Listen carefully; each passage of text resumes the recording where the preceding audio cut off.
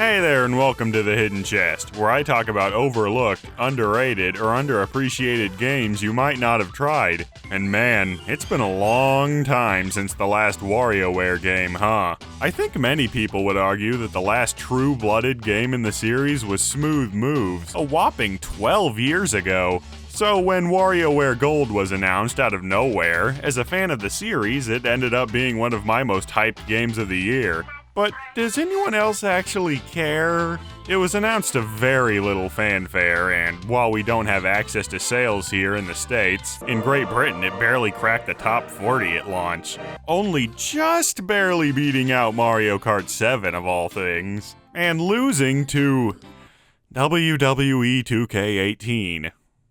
Because of course it did. And I guess it's not really difficult to figure out why. It's being released on a portable console at the very end of its life cycle, which can, and has, spelled absolute disaster to more niche titles in the past. Meanwhile, review-wise, the game is getting mixed scores all over the board, with many in the 7s and low 8s. Which might not seem bad, but in case you don't know how modern review scores work, it's basically telling you not to touch this game with a 39.5-foot pole, and will definitely scare away people who aren't familiar with the series. So with all that said, should you even bother dusting off your old 3DS and giving the game a go? Yeah, probably. For those of you who've never played a WarioWare game before, good god, you're in for a treat. What you do in this series is complete microgames. They're like mini-games, but less, girthy. Wait, why did I use that word and why did I put a picture of Wario up when I said it's like snap, you done, snap, you done. You mess up, lose one of your 4 lives. Complete a longer boss microgame and you can get it back. The longer you survive, the faster the games get, the more difficult the games get. You keep going and going until eventually you either die or get carpal tunnel. Bold-faced lies about death and hand cramps aside, you'll always eventually lose. It's a see how far you can get situation, not a beat the level situation. Well, after your first run at least. It's pure adrenaline-fueled chaos, testing your reflexes and problem-solving skills with extremely bizarre and hilarious scenarios. Frankly, there are no games out there quite like WarioWare. And to me personally, it's like crack.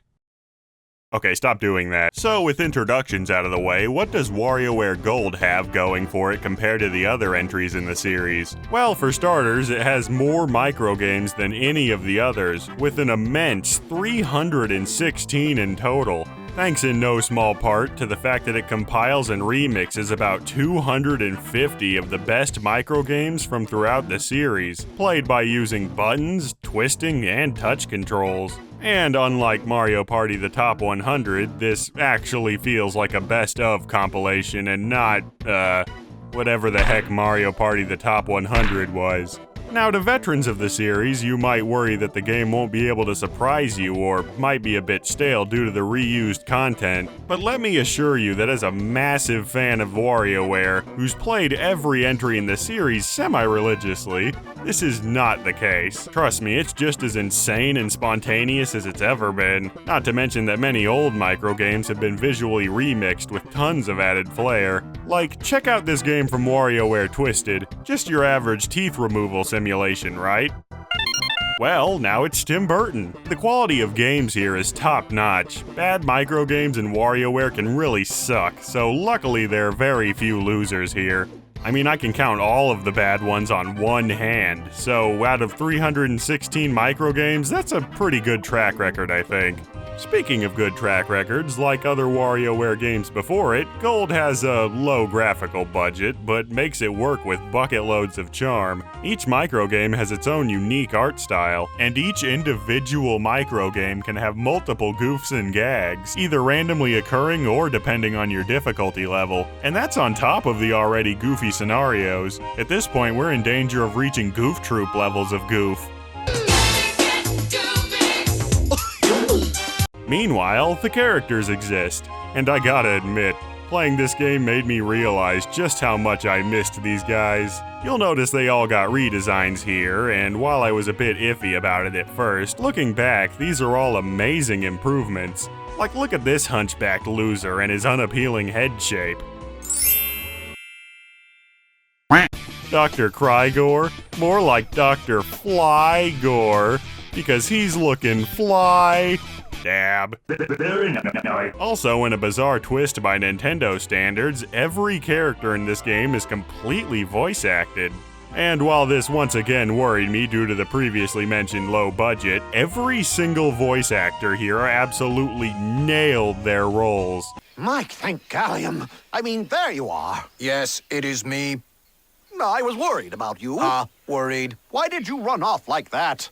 You know how I miss you. Sure, the animation and the cutscenes are as dollar store budget as ever, but the character put into the voice acting, along with the wacky writing, makes every single one a joy to watch. Yes! I'm so good at eating! What do ninjas even eat? Maybe turkey! Or apple pie? Pizza? Chowder! Sushi! Steak with garlic butter! Silent. Green. Let's just say that between the voiceover and the character redesign, I came out loving this cast even more than I already did. There is a story going on throughout, but it's really just an excuse for more gags. Though it did lead to the introduction of Lulu, who is the best and also adorable. Actually, thanks to the phenomenal voice acting and new designs, pretty much every kid in this game is freaking adorable now. Not you, 18-volt. Oh yeah, and we can't forget about the music. While most of the songs here are only a few seconds long, they're integral to the game's flow. I've always loved the little intermissions between microgames. The characters and environments always bounce around to the beat, and it makes you feel really accomplished for completing a challenge that's only 2 seconds long.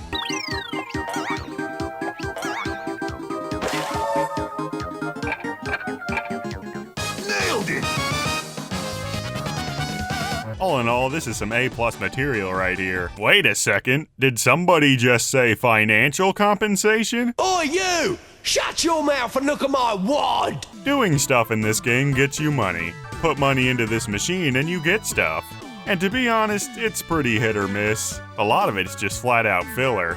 I mean, who the heck needs 17 alarm clocks? And 30 phone numbers, what? But sometimes you'll get something pretty neat, like a little factoid about Nintendo's history or even a remastered version of an old vocal track from WarioWare Past. Body rock is my life.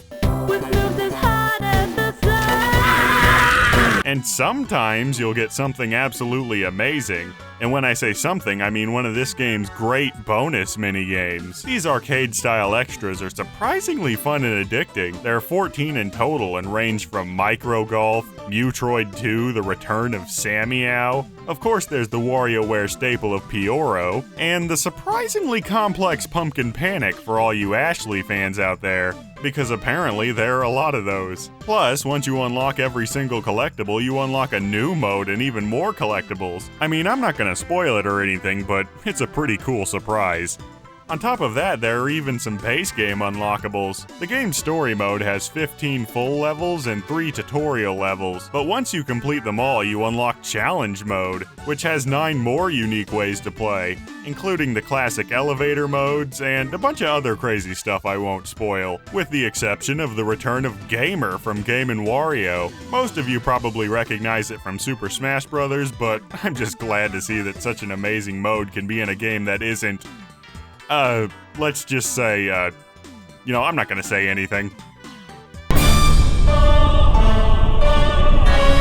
Challenge also includes a multiplayer mode, but unfortunately it doesn't support download play for some reason, so I haven't been able to try it. Seems kinda stingy to be honest, so it's thematically appropriate, but still pretty lame. You know what isn't lame? Missions.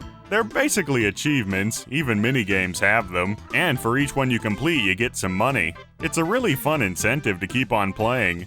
A lot of reviews say that this game doesn't have much replayability, but I think the core gameplay is so addicting that I can't help but play every mode over and over, to complete achievements, unlock stuff, or just to beat my high scores. Hey, look at me, it's the live-action hidden chest here with the 120 score on the 9-volt stage. I'm too poor to afford a 3DS capture card. So yeah, I love this game quite a bit, obviously.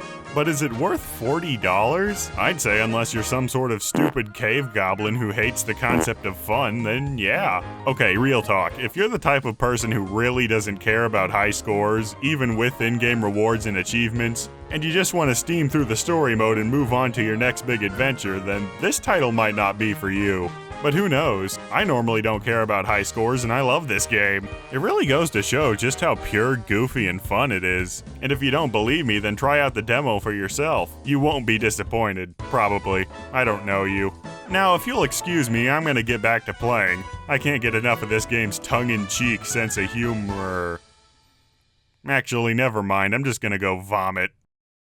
Beautiful! Getting